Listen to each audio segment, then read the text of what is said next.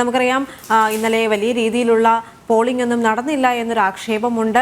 പ്രതിപക്ഷ പാർട്ടി നേതാക്കൾ പറയുന്നത് സർക്കാർ സംവിധാനത്തിന്റെ വീഴ്ചയാണ് ഇത്തരത്തിൽ പോളിംഗ് ശതമാനം കുറയാനുണ്ടായ സാഹചര്യം എന്ന് പ്രതികരിക്കുന്ന ഒരു അവസ്ഥയുണ്ട്. ഇടുക്കിയിലെ ബൂത്തുകളിൽ എന്തായിരുന്നു സാഹചര്യം?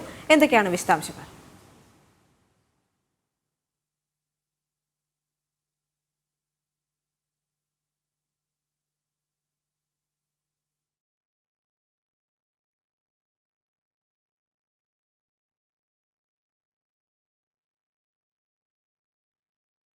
വോട്ടെടുപ്പ് കഴിഞ്ഞപ്പോൾ വലിയ പ്രതീക്ഷയിലാണ് മൂന്ന് മുന്നണികളും. വോട്ടിംഗ് ശതമാനം കുറഞ്ഞതിൽ ആശങ്കയിലാണ് ഇടത് വലത് മുന്നണികൾ. അതേസമയം NDA ക്യാമ്പ് വലിയ ആത്മവിശ്വാസത്തിലാണ്.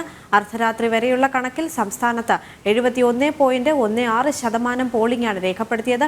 കണക്കുകളിൽ ഇനിയും മാറ്റമുണ്ടാകുമെന്ന് തെരഞ്ഞെടുപ്പ് കമ്മീഷൻ അറിയിച്ചിരിക്കുകയാണ്. എന്നാൽ സർക്കാർ സംവിധാനങ്ങളുടെ പിഴവ് തന്നെയാണ് ഇത്തരത്തിൽ പോളിംഗ് ശതമാനം കുറയാനുണ്ടായ സാഹചര്യമെന്ന് പ്രതിപക്ഷ പാർട്ടി നേതാക്കൾ പറയുകയുണ്ടായിരുന്നു. അല്പസമയം മുൻപ് കെ മുരളീധരൻ അത്തരത്തിലൊരു പ്രസ്താവനയാണ് പുറത്തുവിട്ടത്.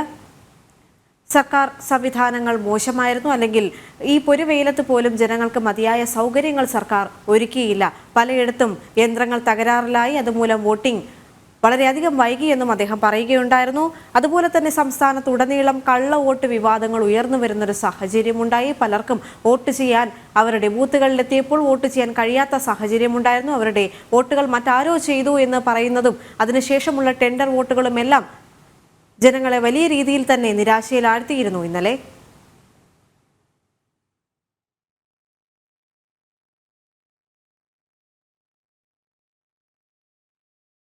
രാവിലെ 7 മണി മുതൽ 6 മണി വരെയായിരുന്നു, വൈകുന്നേരം 6 മണി വരെയായിരുന്നു വോട്ടിംഗ് സമയം. എന്നിരുന്നാൽ പല സ്ഥലത്തും 6 മണിക്ക് ശേഷവും ജനങ്ങൾ വോട്ടിംഗ് രേഖപ്പെടുത്തി.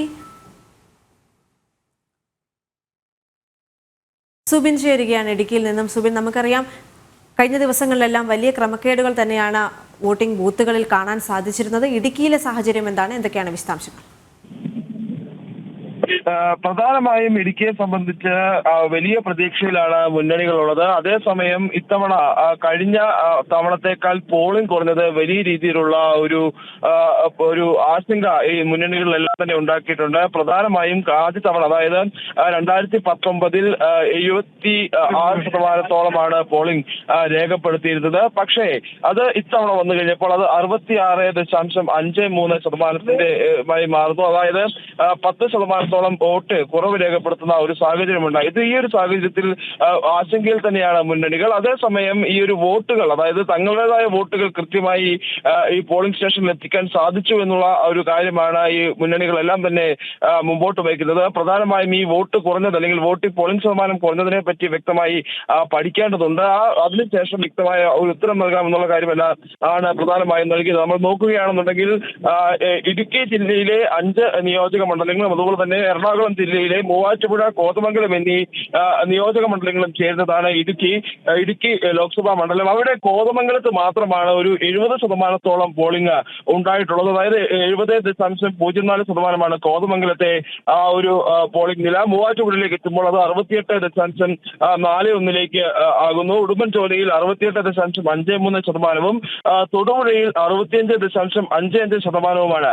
ഇടുക്കിയിലാണ് ഏറ്റവും കുറവ് പോളിംഗ് രേഖപ്പെടുത്തിയിട്ടുള്ളത്. നമുക്കറിയാം റോഷി അഗസ്റ്റിന് മന്ത്രിയായിട്ടുള്ള മണ്ഡലമാണ്. ആ മണ്ഡലത്തിലാണ് ഏറ്റവും കുറവ് പോളിംഗ് രേഖപ്പെടുത്തിയിട്ടുള്ളത്. 63.45% മാത്രമാണ് ഇടുക്കിയിൽ രേഖപ്പെടുത്തിയ പോളിംഗ്. ദേവികുളത്ത് 64.43%. അത്തരത്തിൽ ഈ പോളിംഗ് വലിയ രീതിയിലുള്ള കുറവ് ഈ ഒരു വോട്ടർമാർ എത്തുന്നതിൽ ഉണ്ടായിട്ടുണ്ട്, അല്ലെങ്കിൽ പോളിംഗ് സ്റ്റേഷനിൽ ഉണ്ടായിട്ടുണ്ട്. അതിനെപ്പറ്റി അതിന്റെ ഒരു ആശങ്ക ഈ മുന്നണികളിൽ ഉണ്ട് താനും. അതിൽ എടുത്തു പറയേണ്ട മറ്റൊരു കാര്യം എന്നുള്ളത്, ഇന്നലെ നടന്ന തെരഞ്ഞെടുപ്പുമായി ബന്ധപ്പെട്ട് വലിയ രീതിയിലുള്ള വിവാദങ്ങൾ ഇടുക്കിയിൽ നിന്ന് ഉടലെടുക്കുന്നു എന്നുള്ളതാണ്. അതായത് കള്ളവോട്ടടക്കമുള്ള കാര്യങ്ങളിലാണ് ഈ ഒരു വിവാദങ്ങൾ ഉടലെടുത്തിട്ടുള്ളത്.